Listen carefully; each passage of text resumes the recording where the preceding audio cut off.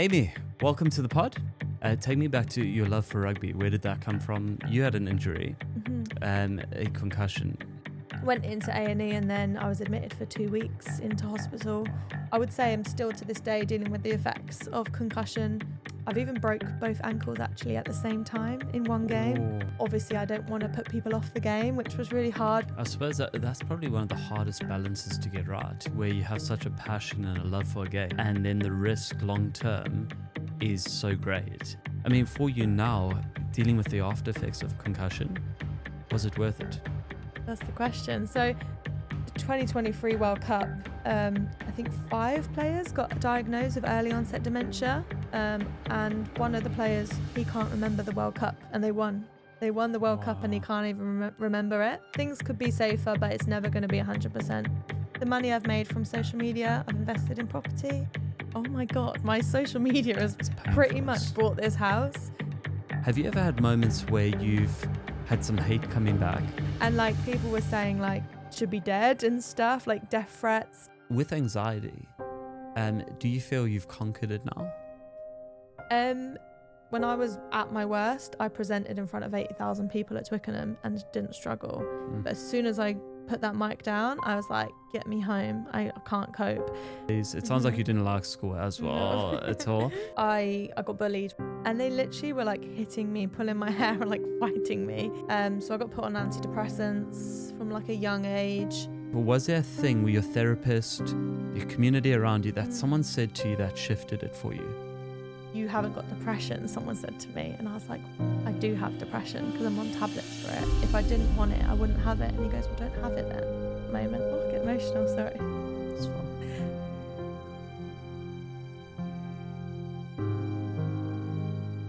Amy, welcome to the pod. Hey, thanks for having me. A pleasure. Exciting. Well, thank you for coming on. And it's the first time we've met. Yeah. And I'm just so excited to, explore your story and just hear more about you. But I wonder, can you just introduce yourself to people that don't know who you are? What value you think they could get from listening to our conversation today and what you do? Yeah, so I'm Amy.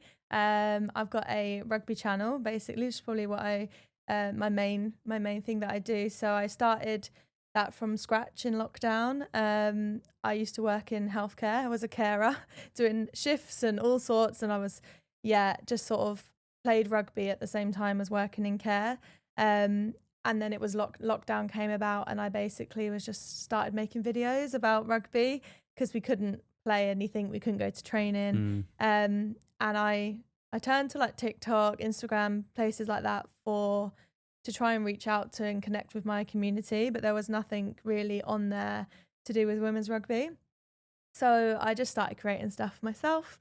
I've always kind of had an interest in like video editing and things. I used to play around with like iMovie and do like welcome to my crib on holidays or like the holiday park and just do you like still tours. have those videos? I do. Are they public or no, private? Can we get one for the pod? Possibly, yeah. Okay, I think we can find one. I won't share the singing ones with you, but there's a couple of them as well.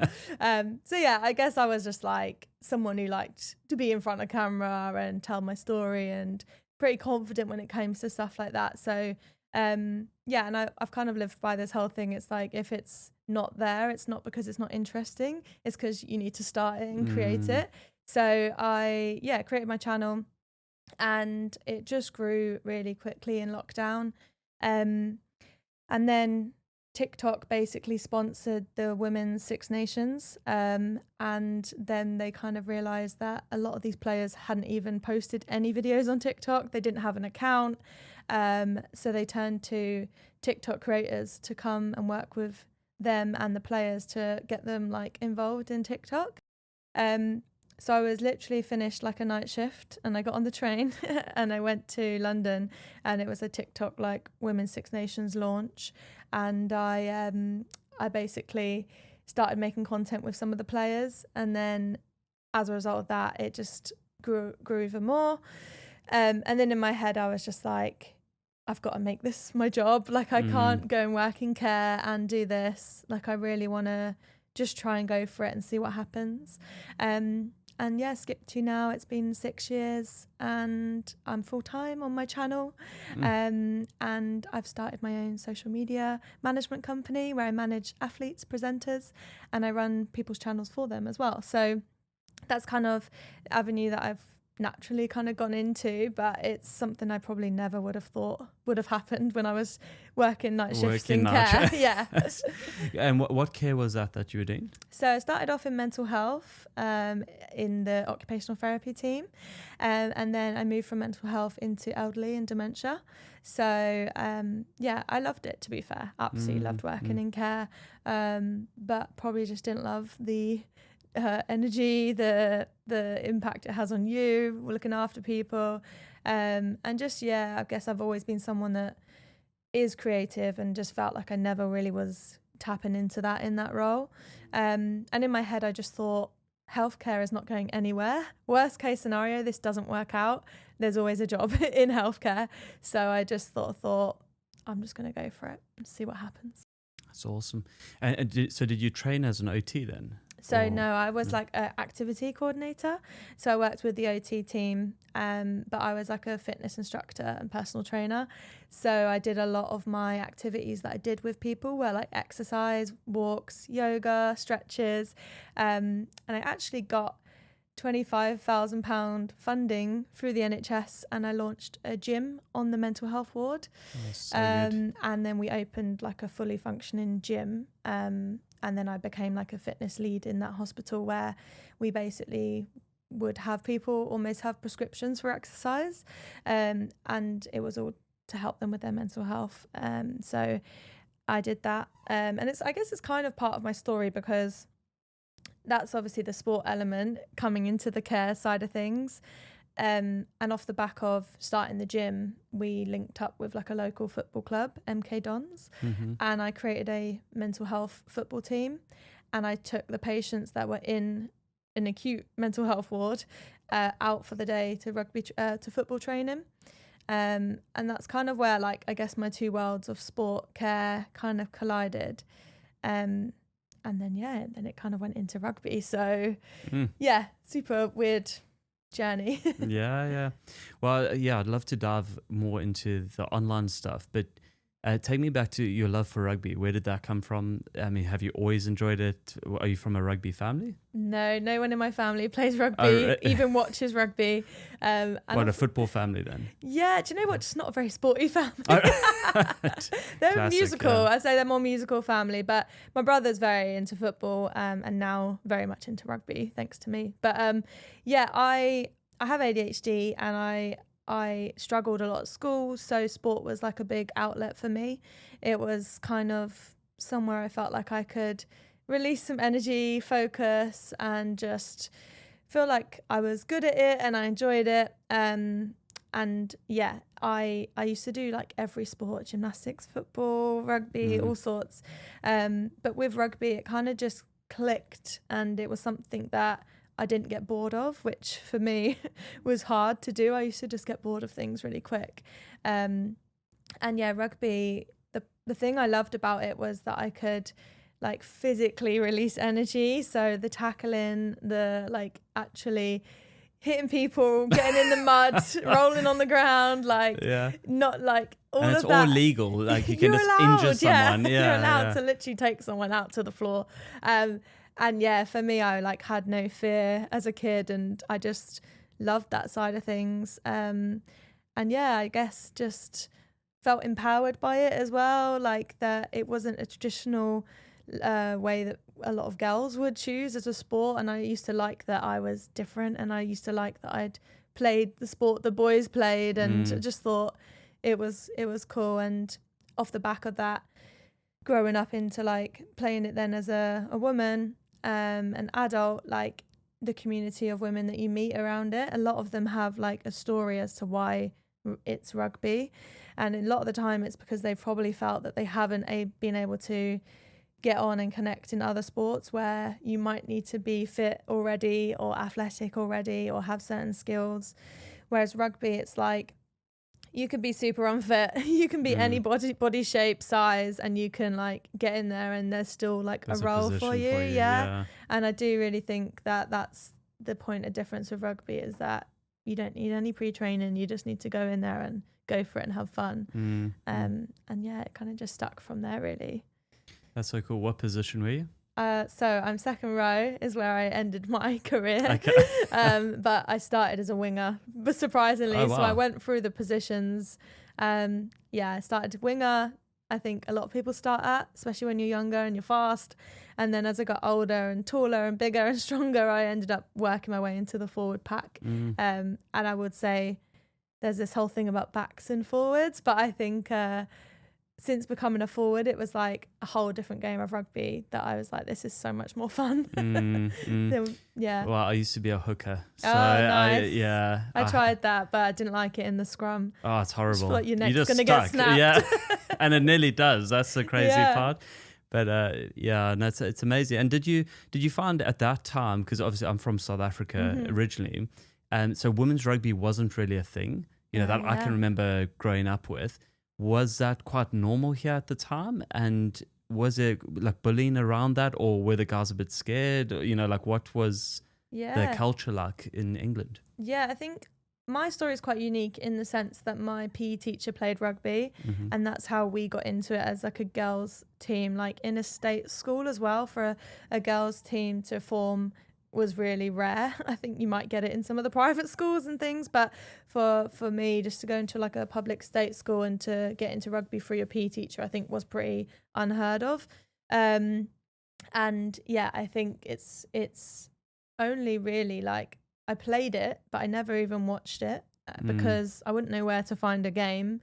Usually you would have to go on like 3 different links on some sort of YouTube channel or some sort of web page to even find anywhere to watch the rugby.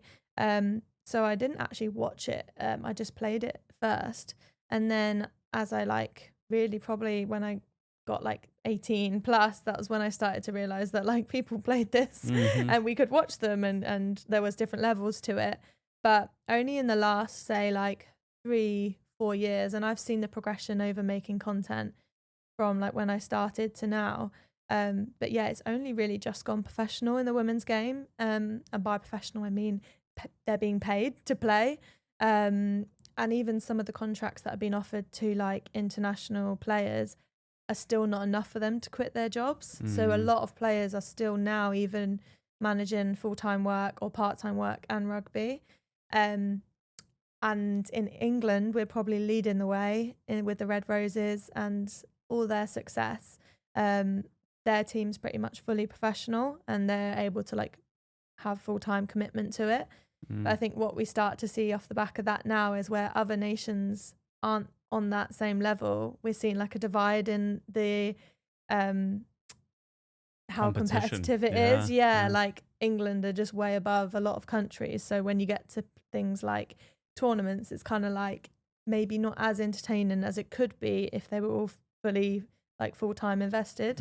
So yeah, I hope that we'll get to a point where the games will be closer and the teams will be closer in competition. But it still has come on such a long way from when I started, and I couldn't even find a link to watch the game. Yeah, that's incredible. Well, at least South Africa's doing well on the men's side. We've just got to bring that up on this podcast because I'll have people watching. Yeah. And do you think maybe the third will be coming home with us? But who knows? I mean, England aren't going to give you a run for your money anymore. Yeah. I think I did say I thought Ireland were the World Cup team that had just gone. I thought Ireland were going to be the team that beat South Africa, but they didn't. They had the curse of the quarterfinal and they went out again. So I think they're pretty unbeatable at the moment, South Africa. But there are times where they can play some lead-up games and just not look like they're going to be any good.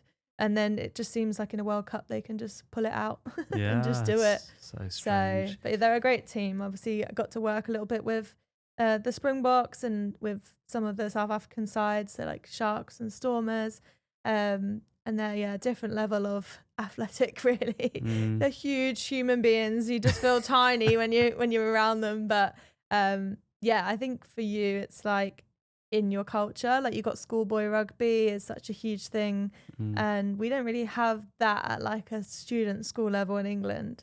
So I think it's just like really embedded in South African culture. Oh, it is. And it's so nice because, you know, when I heard you were coming onto the pod, I was like, oh, it'd be so interesting chatting about this because obviously it's something that I just didn't know growing up. I played a bit of rugby at school, and then you get that injury, you know, had a back injury at the time in primary school, and it sticks with you for a long time.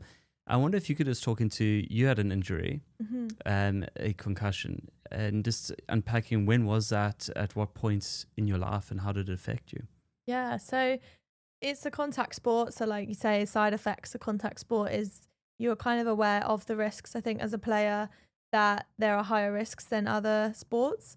And that is also the element of what makes the game so fun and entertaining, and like it gets your adrenaline going and all of that. But I've had multiple injuries over the time, but I've even broke both ankles actually at the same time in one game. Ooh. So that was pretty horrific. Wait, please explain how. Like, okay, I'll go into that and then we'll go into concussion. But I had a dodgy ankle anyway, where I think I like injured it in training.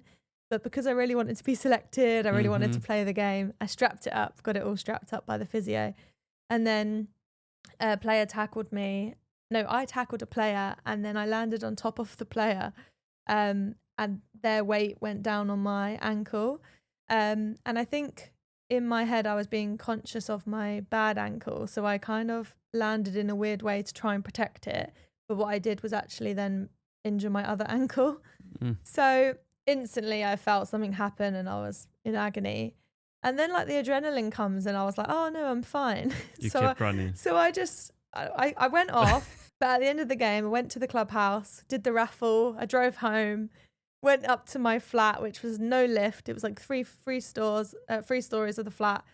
Went up, and then I woke up in the middle of the night and I couldn't even like move my feet or wiggle my toes. So I had to bum shuffle all the way down 3 stairs of my flat and get an Uber to the hospital because I lived on my own at the time. And they did the scan, and I said, oh, you might want to look at the other ankle as well because that was kind of dodgy already. And there's a Scottish guy, and he said, you broke both your ankles. I was like, what do you mean broken both my ankles? And he was like, well, which one can you put weight on? And I was like, well, my left. So he put that in a boot and the other one in the boot. So I had holidays coming up, so I was in wheelchairs and things like that. But that was a pretty bad one. But yeah, I think like you do get lots of broken bones and things like that. But the thing that's tough is like the head injury side of rugby, because I always say like broken bones, they heal, you can get going again. But when it comes to like your head, your mind, the neuro side of things, you've only got one of those. You've only got one version of you, your memories and everything that comes of it. And I had 5 concussions that I recall over like my adult career that were picked up on. But I think there probably were multiple that probably weren't picked up on as well, because I don't think I really even knew the signs, or really the team and coaches really knew the signs back then. Whereas now it's a part of people's training and stuff. But yeah, it was the final game I ever played was basically a sevens tournament. So I played 6 different matches all in one day, and it was like hot sun shining. We had the beers out. So probably not the best condition to go and play like a full contact game of rugby. The ground was like solid, really hard because it was a really hot summer. And there wasn't like a moment where I got knocked out or unconscious or anything. But I got home after the tournament and I had these like crazy dizzy spells where I literally had to like hold on to the wall and like lower myself down to the ground because the room was just spinning. And then I was like physically sick. I had like my nose was just constantly dripping as well. And I saw my friend who was a physio, and she was like, you need to go to A&E like now, because she was like with the nose dripping and my vision was going all funny as well, and I was dizzy. She was like, you need to get checked that you've not got any fluid or pressure on the brain. So went into A&E, and then I was admitted for 2 weeks into hospital. Wow. And there wasn't a concussion on that day. Not on that day. Well, that you know potentially, about. like I suppose not all concussions are like obvious where you're like, it might just be like your head flicks back too much, or like the impact or of hitting the ground or something. So I think a lot of concussions, it's how you fall or how you tackle, and you might not really be aware of it. So yeah, and then I went through multiple tests, and they found I had this mass behind my eyes, which was like this optic pressure was putting pressure onto my brain, which was obviously the dizziness that was coming through. And yeah, they didn't have to do it in the end, but they were talking about basically lumbar punctures to like release the fluid pressure on my brain. But I went on medication and it made it manageable basically. But I was on that medication then for 2 years afterwards, finally off of it now. But I would say I'm still to this day dealing with the effects of concussion. I get really, really bad pressure migraines, still get the dizziness. I perforated my eardrum as well in rugby, which made my left hearing go. So I have hearing in my left ear, but it's very minimal. And I'm getting hearing aids for that ear. And yeah, basically it's kind of affected a lot of things in the long run. And I did go on a BBC documentary, which was called How Safe is Rugby? And they basically spoke to a lot of professionals, a lot of players, and I got to tell my story on there. And some of the things they say, like, obviously I don't want to put people off the game, which was really hard when you're talking about concussion, because I think a lot of people just sweep it under the carpet because they think, well, I don't want to put anyone off. But I think by not talking about it, you're kind of adding problem to like fuel to the fire. So I think the fact that I'm speaking about it, it's not an easy conversation, but at the same time, it raises awareness, and maybe it's going to get people to just check on their teammates more, check with themselves, get training as a coach, focus more funding for physios, for match days. And yeah, there's lots being done now, to be fair. They've, at like the professional game, they've got mouth guards that will like read how hard you're hit. And interesting. if you're hit to a certain level, they'll take you off regardless of how you say you are. So there are now like measures coming into play that are helping make it safer, basically. Yeah. So, yeah. I suppose that's probably one of the hardest balances to get right, where you have such a passion and a love for a game. Yeah. And then the risk long term is so great. You know, what do you do? Yeah. Because I remember one of my friends, he lost a kidney playing, rugby, and he went back on the field. And I was like, yo, that is crazy commitment. Basically, it's just, I love it. Yeah. What am I meant to do? But was it, I mean, for you now, dealing with the after effects of concussion, was it worth it? That's the question. So I always said I would go back and do it all again.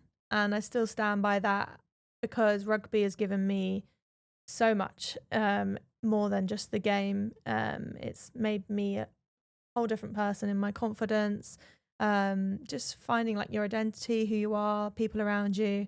In a time where like I struggled a lot at school, I really found that rugby was like my safe place, and mentally as well. It was like somewhere for me when I was feeling anxious where I could just switch off, and it was like I wasn't thinking of anything else, because the risk of you getting hurt is like, oh God, I better not, like, I better run fast or I better hit hard. That you can't really think like, oh, I'm not really feeling myself, or like I'm feeling a bit anxious. You've got no time for that. So for me, it was like somewhere I could switch off from the world and just kind of like have fun and enjoy it. And yeah, it's given me so much. And also like it's incredible with what I'm able to do for my work and help other athletes now. And I talk about concussion on my channel. I talk about my hearing loss on my channel. So I'm using hopefully my channel to actually promote the game, to make it safer as well, with also showing the fun side of things too. So yeah, it is one of those things that I would do it all again. But someone said to me, like, if you had a daughter, would you let your daughter play rugby? And I think initially you're like, yeah, of course. But when you actually think about it, you're like, hang on, would I? And I think for me, like knowing what I know, I would just need that training and that like club environment to be so hot on what's going on. Because yeah, you would never want to restrict someone from doing something they love. But once you've played, it's really different. It is, yeah. So my parents never, like, they're very supportive people. They never once came to watch me play rugby, because the fact that they didn't like that I played because they were so fearful of what could go wrong. And when I did finally like retire, they were just so relieved. They said it's bad news, obviously why you've had to retire and all the side effects, but they were like, we feel like relieved that you're not playing anymore. But then I've come from a very non-sporty family, so maybe it's slightly different. Yeah. It's such an interesting thing because I can relate in terms of your personality type. You know, a lot of people with ADHD, very driven people, you know, that like type A personality, they need high intensity sports to distract them, or not really distract, but the sports they enjoy and that are best for their mental health are normally like quite intense. And even some friends that are doing like MMA fighting, whatever, and I say, think of the risk when they get in the cage. Like, they're not going to be a UFC fighter, but the enjoyment they get is worth that potential, you know, pain. I think when it's your child, it's such a different, because you go into parenting mode protect, you know, this is it. But I think it's quite amazing. How did you find the BBC documentary experience? Did you enjoy it? Yeah, it was good. Like? It was good. Like, you get interviewed for like 2 hours and they use like a minute of your interview. But after the documentary, they did post more of my story on their social channels, which for me is where my audience are anyway. So it kind of worked out. But off the back of that, I've gone on to TalkSport twice. I've been invited back onto TalkSport again for a third time to talk about it. I've had lots of different physios reach out and just say thank you for raising awareness, because I talk about trying to get funded physios in every club, because really the issue is like grassroots. Right, like the professional game, you have a lot of care and support. They've got all these cool new features and equipment coming out. But like, what about people that just play on a Sunday at their local club? And that's probably when they've got a volunteer coach, a volunteer physio, and that things go unnoticed. And that's kind of, I think, what happened to me really, was it kind of just went under the radar because the capacity of people's like, you know, of the club itself, they just don't have the people on the ground. So, you know, I'd like that off the back of the doc that we could try and get more funding and safety in the game. And also try and get rid of this tough mentality, because like your friend with the kidney, like the fact that he went back on, people were like, oh, he's a hero, but that's not a heroic thing to do. Like, that's actually an irresponsible thing to do. I get why he did it. I broke both my ankles doing something exactly the same, but it's trying to lose this like tough boy mentality and just being like, I'm hurt, I need to go off. Okay, I'm going to maybe miss selection next week, but like, what are the long-term effects if I carry on? And I think people really struggle to think like that in a competitive nature, but it could save you a lot of issues in the long term. Like the 2023 World Cup, I think 5 players got diagnosed with early onset dementia. And one of the players were in the documentary. I forget his name. He's in the BBC documentary and he can't remember the World Cup, and they won. They won the World Cup and he can't even remember it. And it's like an emotional part, because although I'm not being professional, I've not played for as long, maybe not as high intensity as the training that they've done, you think, I could have lost my memory. Like, that could have happened to me. And you start to question like what's being done. But he did kind of say back in the day when he was training, they would do like contact training again and again and again, like daily. Whereas now they're limiting how much contact training you're allowed to do. So there are like, and the tackle height's gone lower so that you less likely to get head injuries. So there are ways to make it safer, but it is a contact sport. It's like, how safe could boxing be? At the end of the day, you're punching people in the face. So it's kind of like, yeah, it's one of those where things could be safer, but it's never going to be 100% completely safe. Absolutely, because that is the game. Yeah, exactly. Otherwise you play football. Yeah, exactly. And act like you're hurt. Yeah, exactly. I can't watch football because of that reason. Yeah. But and you were saying before we came on camera about you were in Spain or something, and your hearing just went or something. Was that linked to the concussion? So I don't think it's linked to concussion. So my left ear was linked to perforated eardrum, which was linked to concussion. But I got married in May last year. Congratulations. Thank you.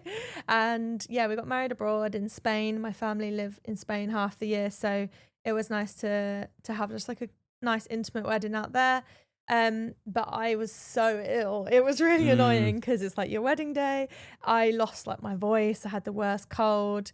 I couldn't like drink anything. I was having like fruit teas on my wedding day. I was like, this is great. I just want a Prosecco. And yeah, I just was really, really ill. I had to have a nap on the wedding day because I had a migraine. Oh, wow. I had my hair done and my sister had to take my hair out because my head was hurting so much. So it was just like all of it crazy, really. I was really, really ill. But then we flew home from the wedding, and you know when like you get off the plane and you go to like pop your ears because the pressure on the plane. I went to pop my ears and my left ear unpopped, but my right ear just remained like blocked. And I was like, oh, it's probably just not ready to pop or whatever. And then, yeah, like a week later, I was still trying to pop my ear, and basically it just wouldn't unpop. And it's been nearly a year because it'd be May. We're in April. So yeah, nearly a year that my ear's not unpopped. And it's then got worse off the back of that. So it's completely muffled. It sort of sounds like I'm underwater, but I already have bad hearing in my left. So my hearing's really, really limited.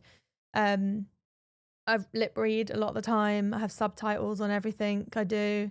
Like if Rob comes home, he comes in the house, I don't even know he's come into the house, stuff like that. Wow. So it becomes like you're quite dangerous in ways. I've been really dizzy because obviously all your balance comes from your ears. So I get dizzy a lot of the time. But yeah, basically what then happened is, so it's called eustachian tube dysfunction, which is basically where your eustachian tubes become blocked and they just collapse and they don't open up, which means the pressure's just blocked. I've been to see lots of ENT doctors, private, public, and no one's been able to help. I've had all sorts of medication, tried loads of different techniques, and nothing's really worked. But then I started to get this crackling sound in my ear. And I've actually done a video on it, and you can hear it from outside. So like if it's really quiet and like we just lie there, to be fair, you could probably hear it. Yeah. I could probably make it if everyone's really quiet. Let me see.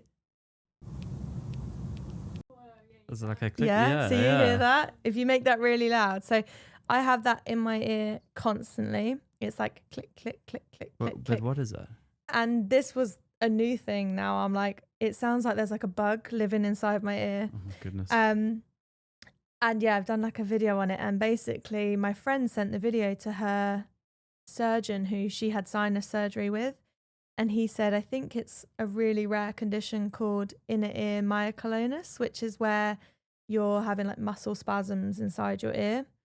And they say that can be brought on by like stress, things like that. So I don't know if it's just off the back of the wedding illness or the blocked ear. Maybe that's like the trauma that's then caused the clicking to come through. I'm not sure. But basically there's one doctor and people travel from China, Australia, all over the world to see him. And he deals with this condition. And this surgeon recommended him, and I have got an appointment coming up. So I will update you. I'll update you on how that goes. Where is he based? In the UK or Cambridge? Yeah, and people like travel all over. And like, if you ask, I mean, I don't know anyone else that has this, so I can't ask. But if you were to ask me, like, I would sell my house genuinely, like actually sell my house and start renting to fix this ear problem, because it is like. It's like torture. It's like like a form of torture is like a tap dripping, isn't it? Like that sound. It's like that in my head. And the fact you can hear it from outside my ear shows how loud it is inside your head. Like if you're eating a pack like some crisps, it's always louder inside. So yeah, I'm sharing my journey on my hearing loss and my journey to try and finding a cure for this myoclonus, and then. Yeah, I'll document the whole thing around the appointments and potential surgery. But I think that they can like snap the tendon in your ear, and that basically could release the muscle from spasming. But yeah, I have no idea what the next steps will be, but that's what I'm dealing with at the moment. So it's such an interesting life. It's just like rugby. Then we're going to get onto the online stuff and influencing, caring. It's just all mixed and merged. But those are the stories I found most interesting because, it sounds like your life's gone in directions you didn't quite plan or expect. Now, COVID comes along. You stopped playing rugby at this point?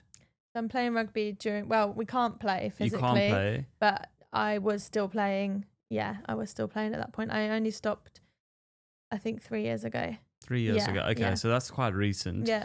But, okay, so COVID comes along and you decide... It took me through the decision to start going online and what made you go down that route. I know you said you want a community and you wanted to you saw a niche in the market. Yep. And what led you down that path? Yeah, I think it was literally because I'm a consumer of social media and I enjoy it. It's a form of entertainment, a form of community. And the online world really fascinates me in terms of like opportunity. I've always been someone like people used to literally take the mick out of me for changing jobs and switching jobs and having new ideas. And like, they were like, I can't like keep track of you. But I love that about myself. I think like that's probably one of your like super strengths is that I don't fit in a box. And I really like that. I think it's like a Steve Jobs quote about being a round peg in a square hole. And my dad actually said that on my wedding day. It was one of his in his speech because my life has been very like, I kind of see an opportunity and I give it a go. And then I find out if I like it or not. I'm kind of a doer rather than a thinker. So if I have an idea, the only way I know if it's going to work is if I try it. Whereas a lot of people will have an idea, they'll think it through, they'll think of all the things that could go wrong, how they want to launch it, when they want to do it, and they never get around to doing it. So I'm like a learn on the job type person. And I just started posting videos, I guess, because I enjoyed doing it first and foremost. I never thought I could ever make money from it. I never thought it was a career option because I think people are only just downloaded TikTok at that point. So for me, it was never like I started it to make money or I started it to have a career. It was just pure passion, entertainment, and something that I enjoyed doing. I loved the trends at the time. I loved finding funny sounds and then thinking, how can I relate that sound to something to do with rugby? And everything I found, I just thought, how can I relate that back to rugby? And then like there wasn't anyone doing it, but I think because then I became one of the first to do it, it was like I had a huge audience actually in the end because it was like there wasn't anything else for that type of audience to consume.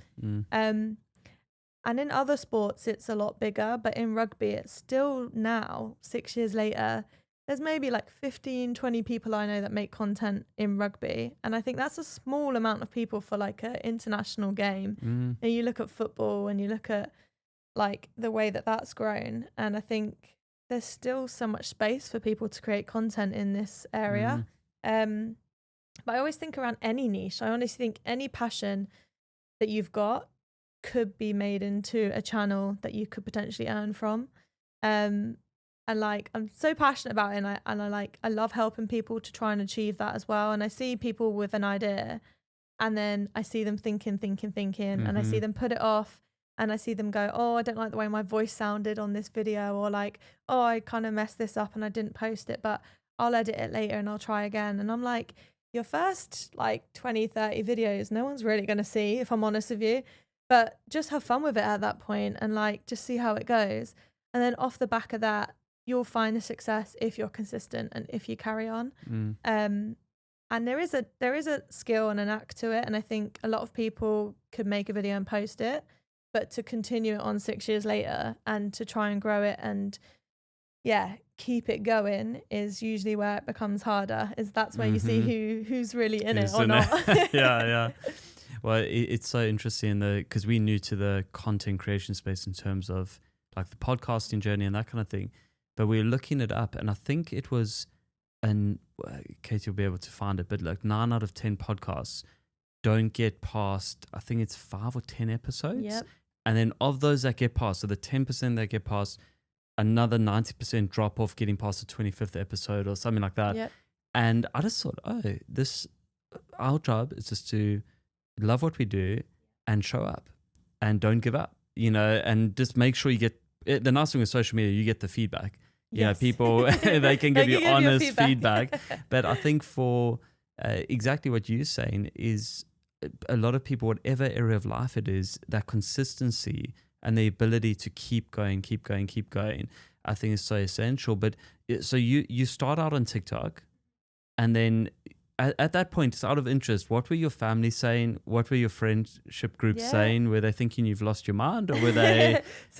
Funny enough, I kind of got this from my dad. So my dad, he's a social media manager. Oh, really? Yeah. Okay. And he did like web design, and he used to say, oh, this new AI thing's come out. I'm like, how are you telling me what's going on? But like, I guess, he showed me when I was younger how to make iMovie things and how to edit. And so I used to like spend hours as a kid editing stuff, and that was all taught from him. So they used to just love seeing it. But if I'm honest, they didn't have TikTok. So at the time, they weren't even on TikTok. So I used to just send them videos. My mum's on it now. My dad's on Instagram, but he's more of an Instagram person. He has his own Instagram too. So so I did all the sort of TikTok stuff, and it kind of grew. But the hardest bit for me was my like rugby club. So funny enough, because no one was doing it at the time, and no one else was really like, not everyone was consuming it either. Not everyone had TikTok. They just thought I was like mucking around, wasn't taking rugby seriously. They'd say it was cringe. They'd say I was trying to like be someone I'm not. They'd to your face or behind your face? Behind my back, but I got it all fed back eventually. Yeah. And there were times where it was like, just like, oh, come on, Amy, let's not want to make one of your silly TikToks. And people used to go like, oh yeah, rugby with Amy and stuff. And now I'm like, yeah, like I'm well proud of that. And it's funny because over the years, there's been a few players that really helped me, and like they've been on the journey with me, and now they've got their own channels too, in their own niches, running and like fashion and things like that. And we all help each other, and they were always really supportive from the beginning. But there were other people that basically thought I was like a distraction and not taking things seriously. And then maybe I thought I was like a famous or like a pro player or something like that. Whereas I wasn't claiming to be anything like that. I was just talking about rugby. So it's sometimes the people closest to you, I think that's sometimes the more stick you get. And there's things really that kind of go around on social that they say like, your always biggest supporters will be strangers that don't know you, and people closest to you, they almost will see they're definitely going to see what you're doing, but if they comment or engage, it's like the next thing. And I think a lot of people maybe look at my life as well and think, is it a real job? Like, you're getting free stuff, you're getting paid to talk about a product, and you're making content at a rugby match, and we have to go and buy tickets for a rugby match. You get free entry to this, but they don't see the like all the stuff that goes on behind the scenes, and that you're building a brand and you're building a business, and the online world is obviously huge, and there's a way people can make money from it as well. And I always say to like rugby players that I meet, you need to do more to market yourself on social media, because women's rugby is not going to pay you an incredible wage, but social media can. And I always say, you will also be more recognisable on the pitch, and you'll bring more people to the game if they know who you are online. And some of the people that have sort of clocked on to that are the biggest and most well-known players. And you have rugby player like Alona Mar. I don't know if you've heard of her, but she is the most followed rugby player, male or female, ever. And she then went on to like Dancing with the Stars in America, and so she's then tapped into like other cultures like reality TV, like TV, entertainment, fashion, and she single-handedly came from America. An America rugby team, they like the female team weren't like great, they were new to rugby, and she came over to the women's premiership in England to like get better at rugby and just get involved with, it's the biggest premiership in women's rugby, and she single-handedly sold out a whole stadium for her first game that she was playing at, and it broke a record for a crowd attendance. And you think that's one person that's just marketed themselves properly on social media and created this community of people that want to see her on the pitch. And I always say people will come for the players and stay for the game. But if you're not promoting yourself individually first, you're kind of just talking within your own audience. Like I always say, it's like, stop preaching to the choir and get out the church. It's like rugby people already watch rugby, but like, why should my mum come to a game? Why should my sister come and watch a game? What's interesting about it for them? And I suppose that's kind of like the theme with my channel, is that I don't talk about the results at the weekend, because unless you've watched that game or followed that results, it means nothing. And you can go and get that information from somewhere like an official page. For me, it's entertainment, and to bring people in via humor, fun, entertainment, or relatability. And if I can do that, then people might go and watch a game or come to a game because of it. And I think that is probably why I'm probably one of the most followed within rugby, is because I'm not trying to just preach to the choir. I'm trying to bring in fashion, music. Like, I love the way rugby fashion like has sort of come into the real world, and then no one's really done anything about that. I'm like, this is a whole nother market we could be talking about. And then off the back of that, I get to work with brands like in fashion, beauty, travel, that people wouldn't associate with rugby, but it's because you're reaching new audiences that you get that stuff. So yeah, I think it's just a way to be smart about it, basically. Yeah. But I mean, it sounds like with that starting point, because there'll be some people watching this that want to start. Yes. But let's be honest, probably the biggest thing holding them back is fear. You know, and when I sit down with young entrepreneurs, they'll come with a great idea, and then, like you say, they start thinking. What advice would you give to someone like that who's there and they're wanting to start? Because I think the hardest thing I even found personally as South African, we taught don't self-promote. It's kind of against that cultural thing of what will people think. I think most cultures have that. Even Britain, tall poppy syndrome. You know, it's like, who do you think you are? You know, you're this. And I can imagine that actually being quite difficult, especially when it's a gossipy kind of feel. But the hard part of social media is the first people that are going to see you doing it are your friends and family. Yeah. And I found when we first started going, I'm like, I resisted it for so long. And then I realized the cost of staying off is too high a price to pay than the fear of what people think. You know, so what advice would you give to someone wanting to start but just they can't get over that fear? Yeah. I think the most successful people that I've seen start up, they don't start with something that's polished and finished. They start with showing the process of a journey. And the biggest thing you can be is vulnerable and real and relatable, and try not to be someone different when you turn on the camera. And I think if you can, like, whatever it is you want to talk about will naturally come across because that's your passion. I don't think you need to force passion. I think you just need to speak the way you would speak about it to your friend, or if you were explaining to someone like what you cooked at the weekend that you really enjoy cooking or something. I think you need to kind of talk to the camera as if it's a friend, and don't think that you're going to post it and loads of people are going to see it. I think just like as if you're sending a voice note on WhatsApp, or as if you're sending a little video to a mate, or you're on FaceTime. I think it's just chatting really casually is a great way. A lot of people as well, if you don't want your face on it, you can use voiceovers. And I think there's ways to show like your day or what you're getting up to, or a recipe or a new outfit, where you're just talking using voiceovers, but visually people can follow along. So there are ways to do it without like you being in it. But I always say there's only one version of you. So if you're the face of your channel, no one else can copy that, or, you know, that is what makes you unique. So that's why it's best if you can get your face on there and talk to camera. But I work with a lot of brands as well, a lot of startup brands. I've worked with global brands on their channels, and I always say to them, like, people don't care about your product the way you care about your product.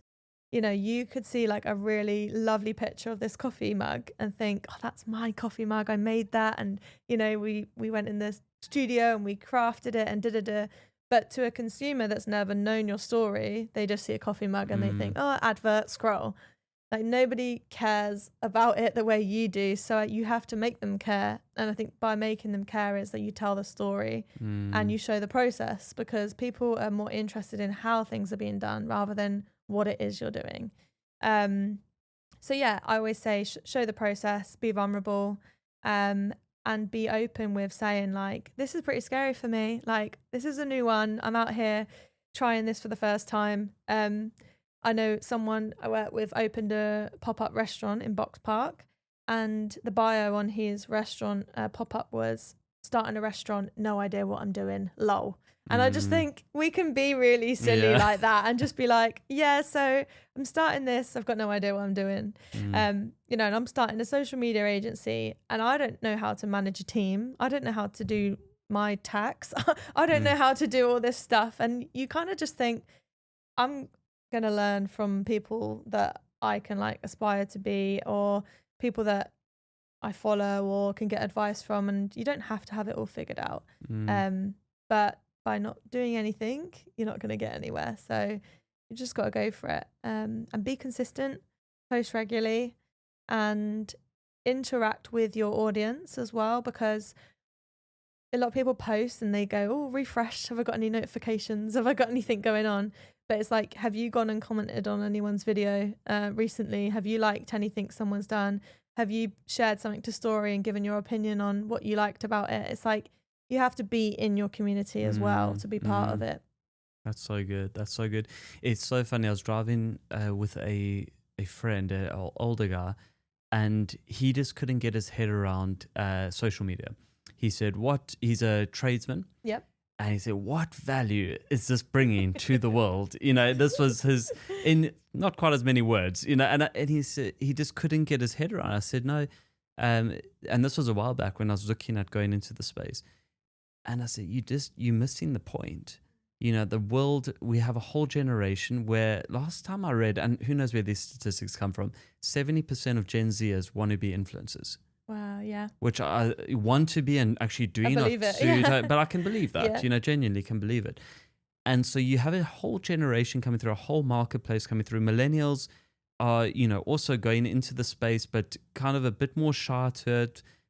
Whereas what I noticed with Gen Z is they're a lot more confident on camera. Yep. They can be super awkward off camera. Yeah. And then they get on the camera, it's like, boom, they're ready to go. Almost, isn't it? Yeah. And I was wondering, to those people that don't understand, I always say to them, I say, how much time are you spending on Facebook? Doing what? Scrolling, watching other people's lives. You've got to understand the entertainment value that people bring. And we kind of wrestling through this now as well, because I love bringing value to people. I want people to be inspired. I hope that the greatest gift we can have from this podcast is someone starts something. Exactly. And we can look back and say, oh, that really inspired me. Amy's story, I heard her talk about this and overcame it, and I went and did it. That's a great reward. But can you just talk into that? Because what I struggle sometimes is, okay, you've seen this content being put out, people are building their brands, they're doing it with the most crazy, stupid videos that you think, how does this work? Yeah. And, but it does work. And then some people are trying the same, it's not working. So what is the difference, and what would you say to that kind of mindset where people are struggling to understand the power and the need to build your brand through entertainment, not just the value-driven elements of it? Yeah.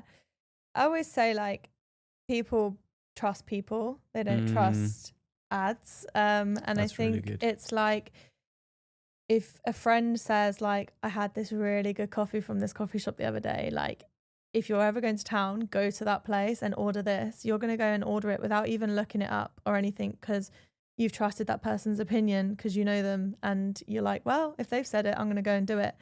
It's the same, but it's just online. So I think it's like trying to see this online world that seems scary and like futuristic and like strangers, see it more as a community of people, that instead of just reaching people in Milton Keynes, you can reach people in South Africa, you can reach people in Ireland, and you can like learn and bounce off each other. And I think that's kind of the thing I love to see, is that you can connect with people that you would have never come across in normal life. And I always just think as well, like, this influencer culture is pretty dead now. So instead of influencers, people are wanting to be creators, because this influencer culture of like Kim Kardashian on the beach with her new, or Kylie with her new lip thing or whatever it is, everyone's like, how can I relate to that? I can't relate to that. I don't have that life. Like, I don't look like that. My face isn't like that. You know, I don't have the kind of money to have that life. Whereas now people are wanting to just hear from everyday people, and they're wanting to feel left with something like they can tangibly take. And I think although it's digital, you can physically take things from creatives and creatives. So, you know, now it's all about leaving people with a story or leaving people with something, a lesson or advice. So, you know, instead of just posting a picture of you in this podcast room, you'd post like, I was so scared to start my first podcast, but here's what happened. And it's like instantly, just by a bit of text and a bit of like rawness and vulnerability, people are like, oh, I want to know like how we got over that fear, because I feel like I had the idea to do that. So I think now it's all about not showing off, it's showing the process. So it's a different kind of culture that we're moving into. And yeah, I think there will always be, like, I don't think everyone needs to be on social media. And I also don't think every brand and every product could benefit from social media. I do think some things people are just on there because they feel they have to be on there. Whereas I think if community is needed for what you do, then absolutely. If you're, I can't think of an example, but like, yeah, some things I'm like, they sell themselves. Everyone's going to buy them anyway because they need them. Like, let's just say like sanitary products. You don't need to be on Instagram. Everyone's going to buy that because they have to. Like some things I just think there's not always a need for it. But I think brands do feel the pressure to be on there.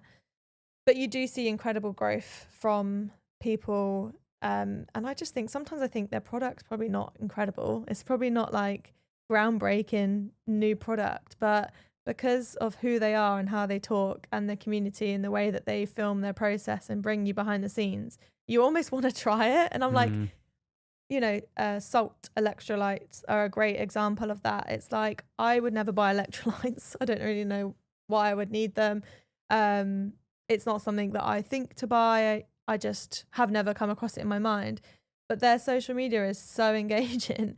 And you feel just part of the journey that you almost feel like you're missing out if you don't. And I think it's trying to bring people into that side of things. My dad, for example, worked in newspapers. So he worked in print, old media. And then he went from that to websites. And then from that, now he's on doing social media, and now he's editing TalkSport podcasts. And you just think you have to move with the times. Like if he stayed in this print design mindset, you're just out of luck. And you can either choose to just be annoyed about the situation or to try and move. And there's things that my dad can do that I can't do because I didn't have the traditional background. So, you know, this sort of more long form storytelling stuff. I'm great at these like 1 minute, really clickbaity reels. But he's really good at the storytelling. So like people on my team are from all different backgrounds. And I think it's important that you don't just have a group of 18-year-olds because not every brand also wants to market to 18-year-olds. Like you might be a hiking brand and your target audience is 50 to 60. It's like, okay, well, how do they show up on social media? So then it's maybe more like email marketing or like Facebook and LinkedIn. And so it's knowing your audience and knowing your platforms and when to push on what, basically. And that's amazing because you started on TikTok. I think when I looked you up before you came on, your Instagram following's bigger? Yeah, I don't really post on TikTok anymore. Okay, can you talk me through that transition and why? Yeah, so I found TikTok for me, and I think in general, you will get more followers quicker and maybe quicker views, and you won't tend to lose followers on TikTok. But they're not a community and they're not the same people. So I think every video you post, a lot of the time, new people are seeing each individual video. Whereas I found with Instagram, people that my followers go up and down every day. And it's because people care about who they're following and care about the community that they're in. So I find with Instagram, I get the same people commenting on my stuff, the same people watching, sharing my videos. But on TikTok, it was like, one video doesn't hit anyone, one video does. And I just found for me, the community part is what makes my content more appealing. So I can then carry on like a series, for example, on Instagram, and it would go really well. But if I try to do a series on TikTok, it's likely that they're only going to see one of those videos. So I find TikTok, and a lot of creators will say the same, people I've spoke to, they use TikTok as their dumping ground. So they use TikTok as like their camera roll that they've just like, oh, I'm going to post like this funny video, and maybe they've not really edited it fully, or they've not really like thought about the visual side of things. They're more just dumping and posting on there, and they find that the shorter unedited stuff does really well on there, but the more thoughtful thought through edited things do better on Instagram.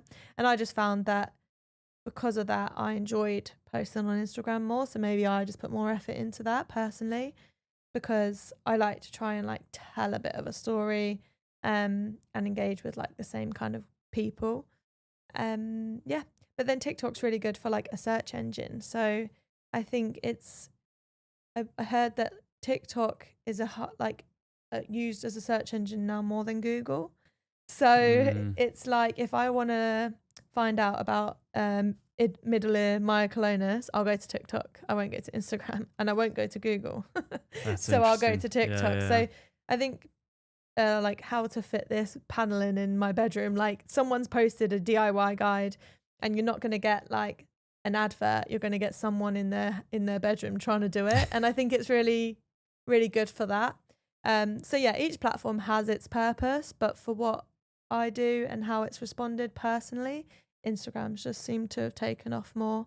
But yeah, like this last week I had massive growth randomly. Just a couple of my videos gone viral, and I got like 8,000 followers in a week. I was like, where's that gone? Instagram. Yeah. And it's just a few videos can suddenly blow up, and then you just reach a whole new load of people. Do you know why? Or do you just... Can you tell when you make a video? Because it sounds like most people we've talked to, it seems that the best of us we seem to keep getting is just keep posting consistently, and something will. But this idea that you're just going to figure the algorithm out. Yeah. So I've figured out like a bit of a series on mine, which is like staring at rugby players. Okay, yeah. And basically every single video I've done where it's like rugby players warming up, and then it'll be me just like caught basically on the front camera, like, was this the married one, like when you should be married? Yeah. I was laughing. I was like, yo, Rob must be delighted. Do you know, Rob's my biggest fan. It's just so good. He filmed it. Yeah. But yeah, it's like just out here like searching for my future husband or something. Oh no, it was don't let your current husband stop you from finding your future husband. That was it. Yeah. So that aspect, I think it works well every time because it's humorous, it's like borderline, shall we not, and it's rugby related, so it hits my niche as well, and like I'm pretty much guaranteed every one of those I post will hit nearly 1 million, and the most one of them got was 59 million views, and every single one of those I post. And I started to think I can't just post that because also I have things I want to talk about and things I care about, and my hearing and concussion and other things I want to talk about. But I know that when I post those, my followers will grow and my engagement will grow massively. So even if I know I'm working with a brand, I'll post a couple of those, and then when they get their insights for like why they should pay you for a certain amount, a lot of brands will pay you depending on your insights and engagement. I can then say, here's my engagement, but I already set things up knowing what's going to be good for my channel. But yeah, that's like a series as such, if you think of it like that. And it's like, I think humor is just huge, basically. Like if you think about when you're scrolling on social media, what you send to a friend, it's usually something funny or something that's like, I didn't know this. So those two kind of things, I think if you can kind of hit some sort of fact or like give someone some knowledge, that's one thing. And then if you hit the humor side of things, I just think they're the most shareable content. Yeah. It's so interesting though, because okay, so can you talk me through? So 59 million is your best reel that you put up, yeah? So you get 59 million views. Can you talk people, because I think what the myth that people don't understand about social media is, okay, now you're going to be rich because you got 59 million views. Can you just explain the monetization part of that process? Do you get paid for that? Don't you? Where do you monetize? So you don't get paid a penny for the video itself through the apps. So I believe on TikTok there's a creator fund and you can become a creator and then you get paid if you get certain views. But I also think there's a version of that on Instagram, but it's only available in America. So it's like being trialed. But yeah, for any of those, I didn't get any like money through the app. The only way I monetize off my channel is brand endorsements and deals. So I will get paid from a brand to create a video where I'm either wearing their product, trying their product, eating, drinking it, or going to their event, or speaking to someone to promote like a game coming up or something. So I'll get paid for like brand videos, but then all the videos I do in between, I know are like to make my channel the most engaging and have the most followers, so that when I do get brand deals, they're paid well. Mm-hmm. The more followers you have, the more money genuinely you get from a brand. But also once you hit over 100,000 followers, you tend to get less brand deals because a lot of brands want to go for micro influencers because they tend to pay less but get more content out of it. And micro influencers tend to have a really engaged community because they're usually people that are like following from the start of their journey and like really on board. Whereas a lot of people that hit 100, 200 plus, they kind of just, a lot of people lose a little bit of trust and they think they're probably just being paid to say that. Whereas if someone with 5,000 followers tells you something's really good, you're probably like, oh, they probably think that's really good. So you kind of lose a little bit there. But then the brand deals you do get are usually bigger brands, and usually, so they're less often, but they're usually bigger brands and then bigger pay at the end of it. And yeah, obviously being able to quit my job from it. So it's been able to replace my wage, which is good. But yeah, I think it's been about 3 times my original wage in the end that I've been able to replace. And then the money I've made from social media, I've invested in property. You're a property investor. Airbnbs. And okay, we have a lot to talk about on this part. It's anything I get, and it helped us buy our family home that we moved into. And I think when you physically spend your money on something like a house, you think, oh my God, my social media has pretty much bought this house or this car or whatever it is. But for me, I don't care about cars. But yeah, house, I'm like, yeah. So yeah, it's crazy when you start to see it like that. And then my husband and me both have been able to quit our jobs. So he works a lot on the Airbnbs and then I work a lot on the social stuff, and we dip into each other's to help each other out. But yeah, all of this has started from social media and able to fund our like other businesses basically. That is crazy. Yeah, but you see, I think that's the journey, because I didn't know about the property side, but we can dig into that. Is so COVID happens. You build up a following. At what point, so for a young person, or not even a young person, that's what I'm encouraging people to do. All the people, millennials, I'm saying people in their 40s, like, you're not too old. No. You need to get on this. And, what would the initial goal be to the point we can start monetizing? Is there a certain amount of followers, or is there a certain point, or does it depend on the niche that you're in? I don't think there is a answer really to that, because people will pay for what they see value in, and that will depend on who is looking to pay you. So if you might have 10 videos, but they've been like this incredible journey of someone that's changed their life. Like, I quit my job at 50 to start DJing. Let's just say that's the thing. And your first few videos are like you giving it a go and you going for it. A brand might jump on that and think, this person's going to blow up and I want to be like getting there early, and they might start with people straight away. So an example of that is there's a channel and a girl called Harriet Fisher. Her hook for every video was, I lost my job on Monday, but don't worry, I'm giving myself my dream job of becoming a presenter by Friday. So it was lost my job Monday, dream job by Friday. And she hadn't had her dream job. She wasn't a presenter, but she got a microphone. She went into the streets of London and she just started to speak to random strangers. A few weeks, I think 6 weeks down the line, she was at a Wicked premiere interviewing like Ariana Grande. And you just think, that's like she had no channel to 6 weeks down the line being at a wicked premiere. And you think that's just because her concept was so good and so catchy that a brand went straight into that. And now she has got her dream job, literally, because she almost spoke it into existence. And she said, I'm going to do this and I'm going to show the journey. And people also wanted to see her do well. So they follow along thinking, oh, I'm like going to follow because one day she's going to be big. And then we would have said, oh, we've been there from the beginning. So if your concept's really good, it could be weeks. For me, I'd probably say I started getting my first brand deals after like a year.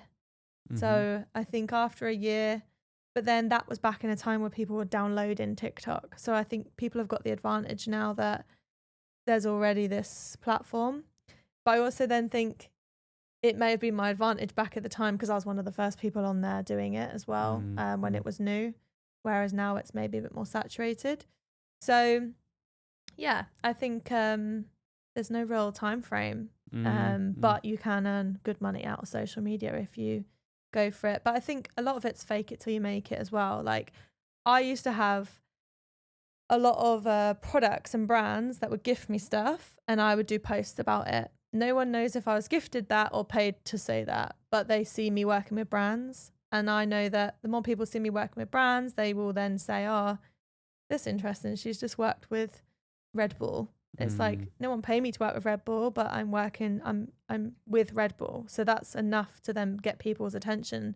And another brand will then go, she's up and coming. I want to work with her on our new clothing range before she gets too big and did it. And then it's like the trickle effect, really. Like if you act the way you want to be, I think it will just happen. Yeah. Manifesting it. That is so good. But I think that what I'm picking up as we've been talking is you've got a savvy business brain at the same time. Did you know you had that before, or has that just formed as you've gone? Because you're putting money into property, you know, these are all wise moves, you know, that you can see. Because again, this is the perception, back to that older person I chatted to, is the perception is, you know, social media is just this mindless posting and, you know, all these things people say. I said, look, you're missing the point. Yeah. You're missing the point here. You're earning 3 times what you were earning, doing night shifts and all these things from posting online. But it's not just the posting. You've got this whole business operation, sales side. That's clever. What you've just said to me there from a marketing perspective is highly intelligent. So where did that come from? Have you learned that from your dad? You know? Yeah, I'd say from my dad, to be honest. Like if you get him on the podcast, I'd love if you ever spoke to him, so he has literally, when I said this DJ example, he has started DJing at 60 years old. So this is like when I'm talking about. Are they good beats? They're good. He does worship DJ sets and stuff. Wow. Yeah, I know. It's so cool. We're going to be doing a set in Ibiza. And it would be so cool to get him. That's his dream. Yeah, if Marissa's watching this, it's happening. So yeah, he literally, his mission is to play in Ibiza. He's doing a whole channel about how he wants to play in Ibiza. Okay, we're gonna make that happen. Fatboy Slim got in touch with him and everything recently. So yeah, it's big. It's big stuff. So cool. It's meant to be.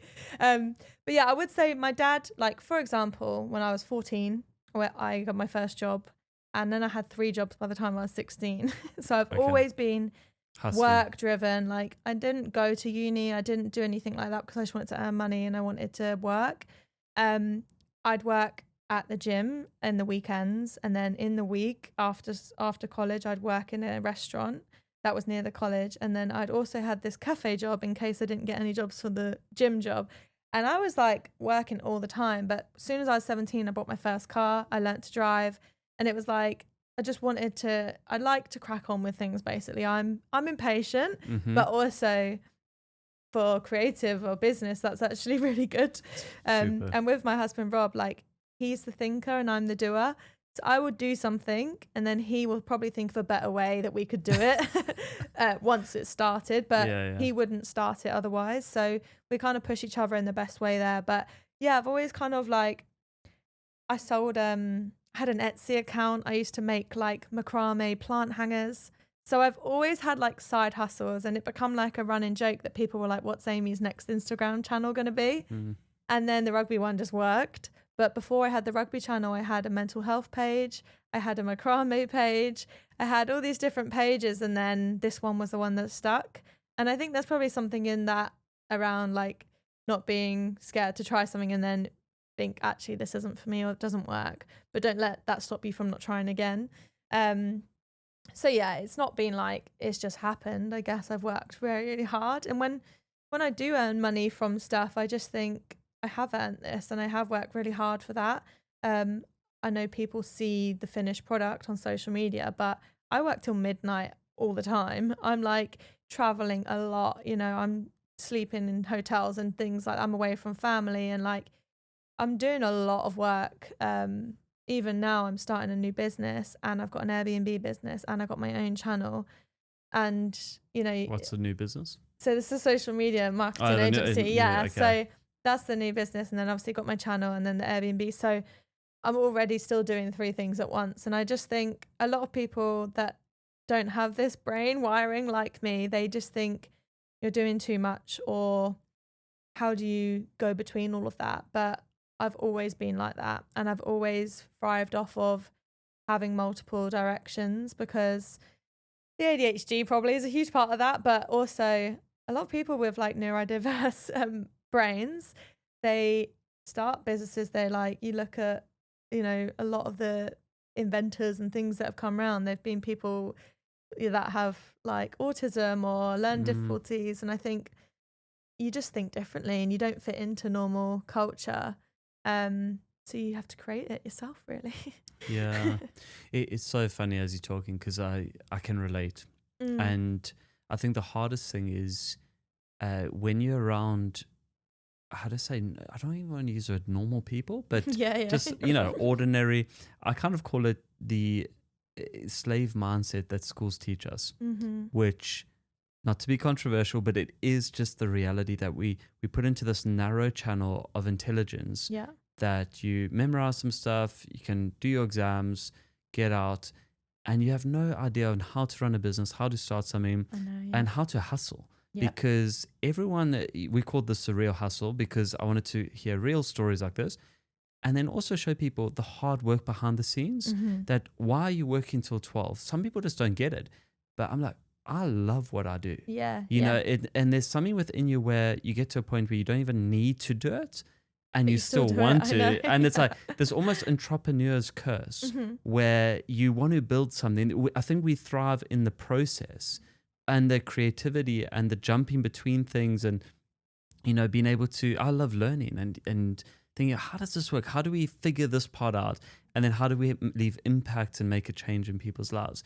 But I think the thing that's not celebrated with entrepreneurs is it's almost looked down upon.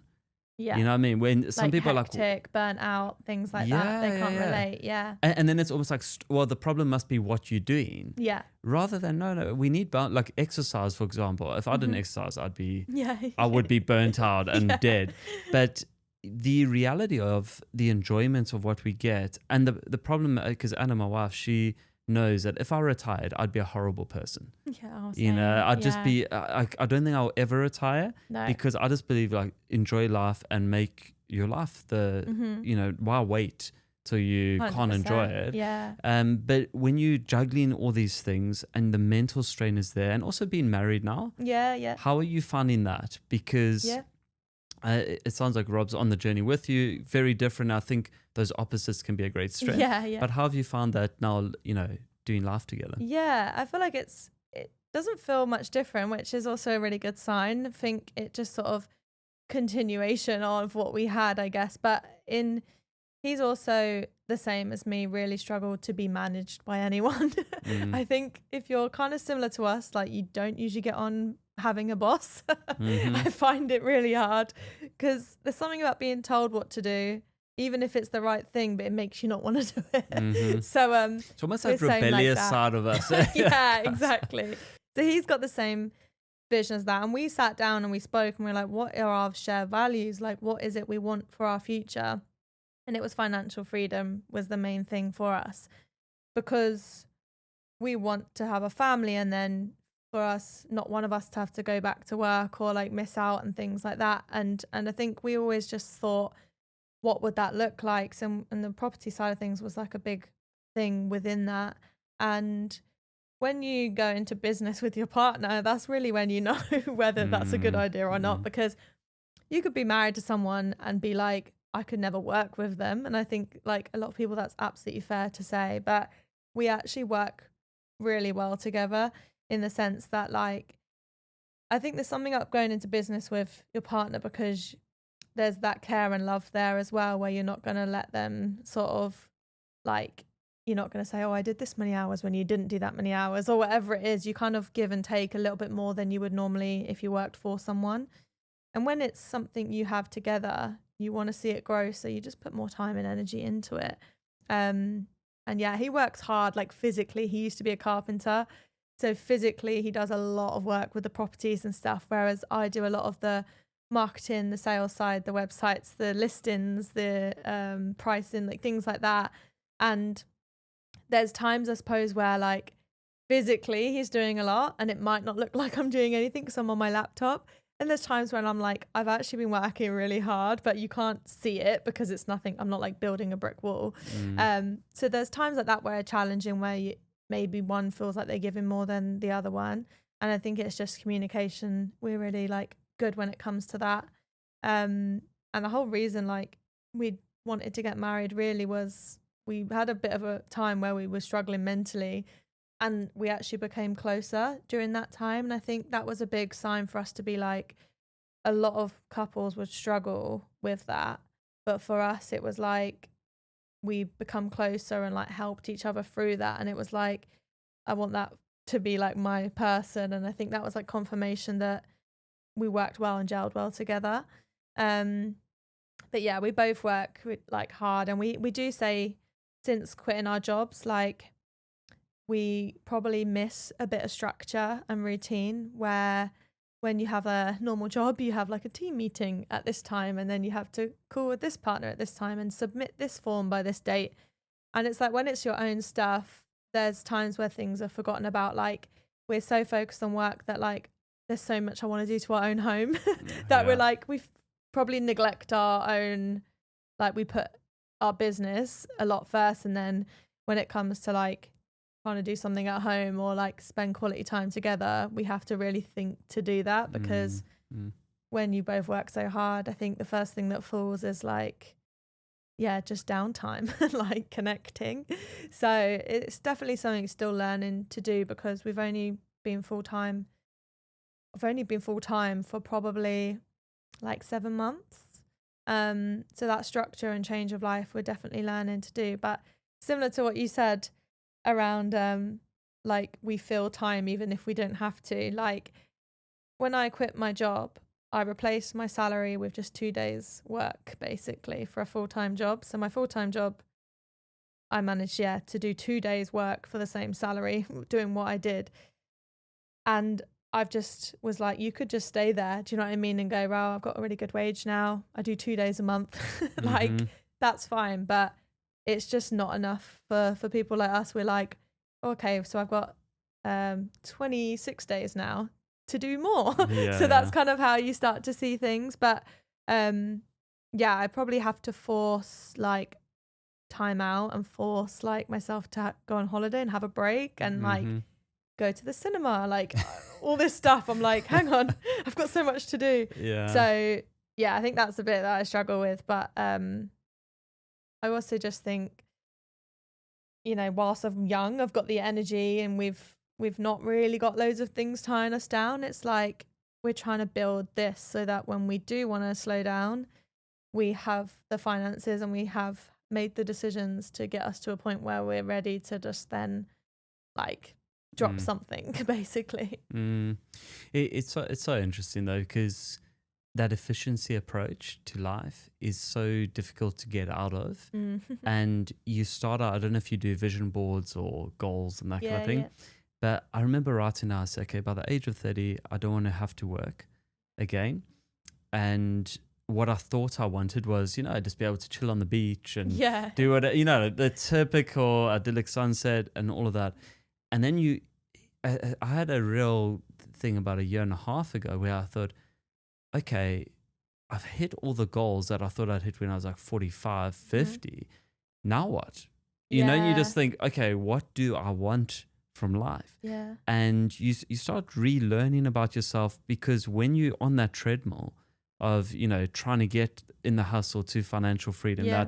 And then you realize, oh wait, we've actually got assets. We've got, where's the freedom you know, part? Yeah. where's the freedom part, and what is Yeah. true freedom? And that's when my perception really changed. It was like, actually, freedom for me is being able to do what you want, when you want, with who you want, and having that choice. Because you take that choice away, I was like, man, I'm never asking someone for permission to see my kids. Yeah, exactly. You know, in terms of like, yeah, can I get this day off, whatever. There's that freedom to be there if I want to be there, and it's a moment, whatever it is. And I think that is worth the hustle. But then sometimes we fall in love with the hustle as well, which is a weird thing. And to do the living. Absolutely, absolutely. And I think it's really amazing to see the trajectory you guys are on. Can you just talk me through quickly just the Airbnb side? Yeah. What led you down the property route, and why Airbnb? So yeah, Rob owned a property, and then we wanted to move in together. We were like, well, do we put my name on the mortgage? And then he was like, well, if you buy a property, it's your first property, and then I've got a property, so we don't have to then pay like the extra stamp duty and everything, and your first property, so you get a few like reliefs around deposits and all this stuff. So then I was looking at buying a property just around where he had his, and then we were just thinking like, what would we do with that property? Okay, we'd rent it out on like a long-term tenancy.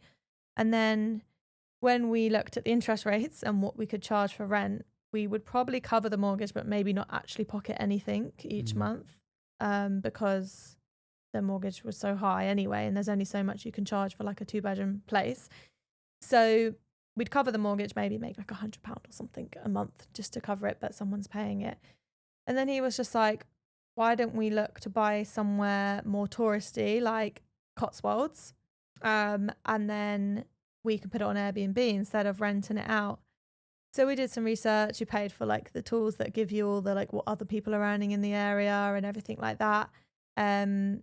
We went to look around at quite a few, and there were like flats and apartments was what I could kind of afford at the time. And you can't really always do Airbnb in those environments because they're like share freehold, or they're like leasehold, or whatever it is. So we knew we had to get a house, so we actually managed to find a property and bargain them down to 20 grand. And yeah, it was like a 2-bedroom cottage in the Cotswolds. And then yeah, we got that and just did it all up, put it on Airbnb. And yeah, instead of making like 100 a month, we make about 50,000 a year from one of those properties. And then the property next door become available. So we got that one, and then we realized that people could have a bigger group, and then they could like, we knew that did well in that area as well because we'd had all the research for the year, and we knew what to price them at and everything. And yeah, so we got the one next door. And then following that, we ended up getting a farm, and we have 6 barns on this farm, and we basically put them up on Airbnb as well. And that's when we could quit our jobs without the social stuff, but Rob then went full time with that, and then I obviously was kind of building this social thing, so I just kept going with that as well. And then yeah, we just dip into both of those, but they're all based in the Cotswolds. It's just like a touristy area. Somewhere's good for us because it's like an hour and a half drive, which isn't too bad, but we have like obviously a team that cleans and maintenance and stuff. But you can charge a bit of a premium because it's the Cotswolds. It's like a nice area, and you're not going to get like parties and things like that as well. So yeah, we've got those up now, and yeah, hopefully can do some more down the line. Amazing. So yeah, and so the one where you get in 50 grand, is that your gross revenue, or are you netting that after your mortgage expense? Good question. This is the finance side of things that Rob does. Is this Rob's side? We'll get him on that part. Yeah, good question. I think that was what was coming in, not profit.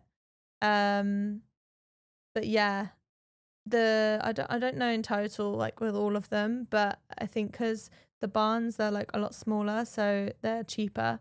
So we quite get more expensive to buy out of interest because Cotswolds is. Yeah, well, do you know what?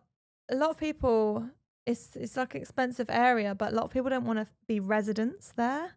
A lot of people, it's like a touristy area. So to try and find people like buying a 2-bedroom home, I think you get people move maybe to like retire a lot of the time, but it's pretty much like a holiday let central, that place. Like there's a few people that do live in the area, but yeah, the first one we got, we managed to get for 230. So for a 2-bedroom, wow. That's pretty good. But the one of them in that area has just gone up for 325. So I think if we sold it, we'd make a bit of profit now. And I think the person selling it needed to sell it at the point, so we probably got in with a good one there. But yeah, I think property is great to get into. And I always say if I wasn't doing social media, I'd love to do like interior design. I'm like really into like all homeware and stuff. So yeah, it's cool adventure. I love setting them up ready for everyone to go on holiday, making them all pretty and cottagey and putting little guest books in there and biscuits and milk. And I just think it's so sweet. Yeah.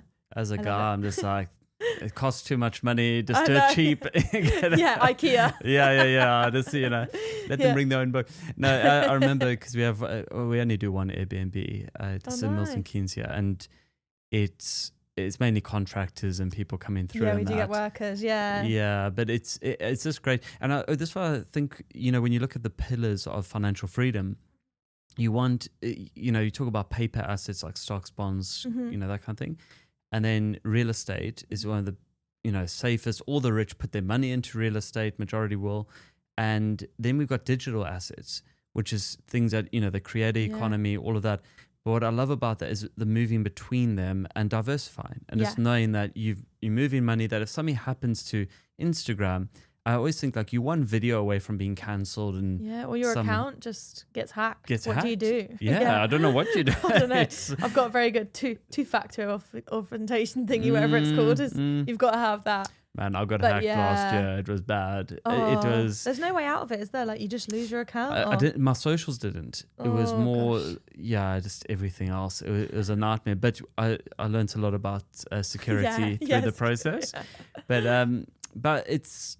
Yeah, it's fascinating. And I really encourage people, in that, because things can change. Markets change so quickly, but property is one of those things that, people always are going to need, want, and even with AI coming in, there's so much transformation coming in every area of white collar work. Yeah. So, yeah. It's something that's pretty solid to pop your money into, isn't it? Because, I do think that around like social, it's like one day that could just go.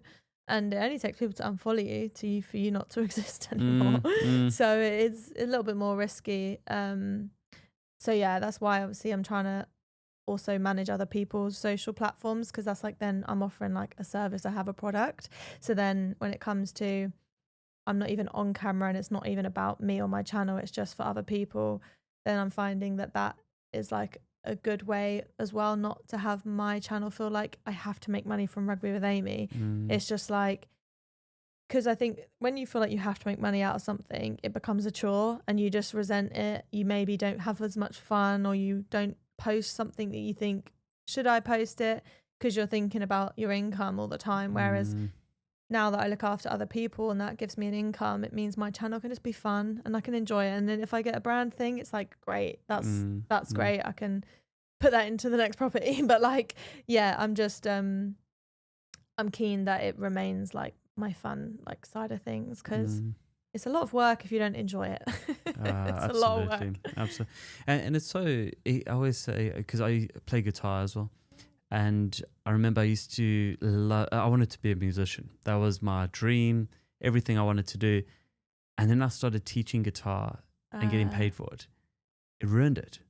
Literally ruined it. They do sometimes say don't make your career, your what is it the saying? Your passion, your career, whatever it is. Yeah. And I learned that there, especially the creative space, when you can just create for the sake of enjoying it.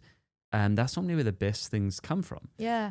But thank you so much for watching so far. It has been a great conversation. As you know, part 2 is actually going to be coming out, where the conversation takes a slightly different turn, but gets really deep and real and will be greatly beneficial to you. So I really encourage you to tune in and look out for that and watch part 2.